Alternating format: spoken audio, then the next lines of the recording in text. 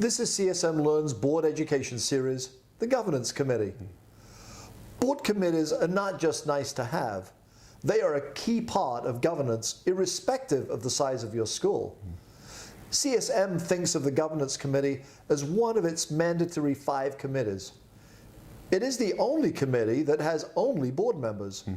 Some schools include past board members as well.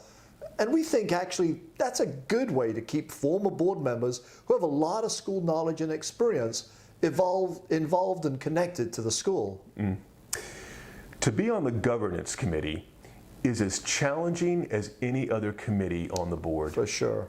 There's plenty to do all year. Here are the 5 jobs of the committee. Number 1, to maintain a healthy leadership funnel for the board with the intent of sustaining continuity and stability in board governance. In other words, recruiting people to the board is ideally an invitation to someone we already know well, who has already taken on some volunteer leadership responsibilities, and someone who can be trusted with the grave responsibility of trusteeship.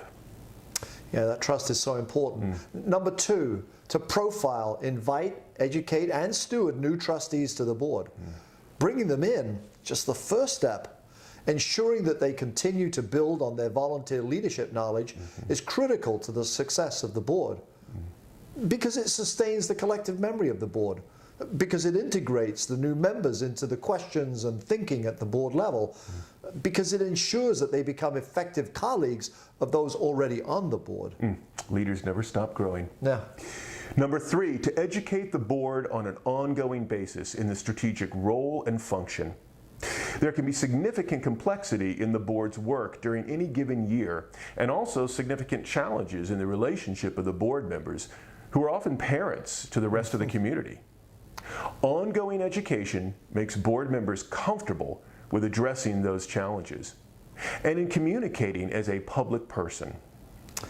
Yeah, and 4th, it's to develop the committee calendar and with the board president create committee charges annually.